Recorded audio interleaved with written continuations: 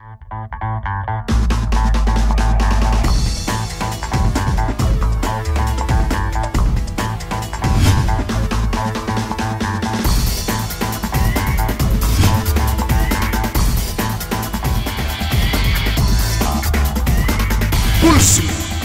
ning bale. Paiba-iba yung panahon ngayon na ana ng muran, ana ng mapali, dakal pong sasakit. Maglinis po, yung basurahan po kabikukin tamang lalagyan. Kampo pong rempong itapong maingilab, tanaman, tambulong-bulong, medyo iwasan po ito. Magbahay na ng panahon. Yan, timoing yan, papali. 'Di ba usually pag December balutan ng marimlo. O 'di ba? Tapos ngayon mapali. Pag magputol na dapat tanaman dalang pasibayo. Bakit may papalitan lo?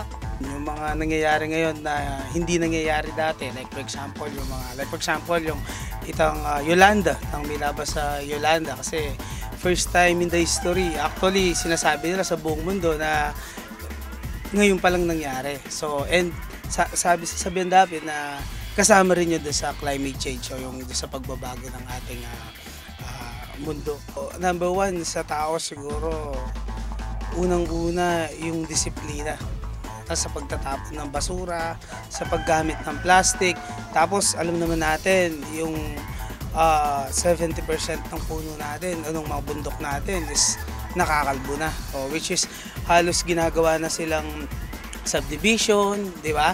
So nababawasan yung mga sumisipsip ng tubig, kaya yun yung madaling pagbaha.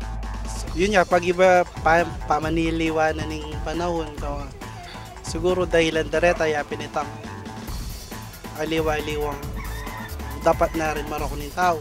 Kaya yung maging reason, hindi ka flood, hindi ka El Nino, La Nina, mga yan, napin panintindiw kan climate change eh. Kasi, gusto may siray nga kada mo ozone layer, may nga kaya due to pollution. Number one, makantay madyan. Siguro yung mensahe mo meto nga pinitang disiplina talaga. Kasi, nung ating disiplina, pangalagaan tayo kaya tamang kalikasan.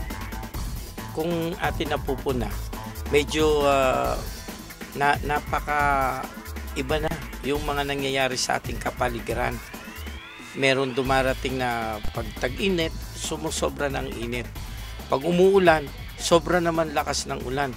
Saka marami na tayo nararanasan na iba't ibang epekto ng kawalan disiplina na rin ng mga tao. Iwasan po natin na pagsusunog ng mga plastic. Alam natin nakakasira po yan sa ozone layer natin.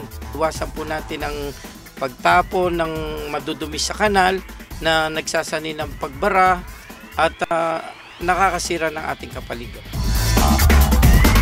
Pulso ning bale.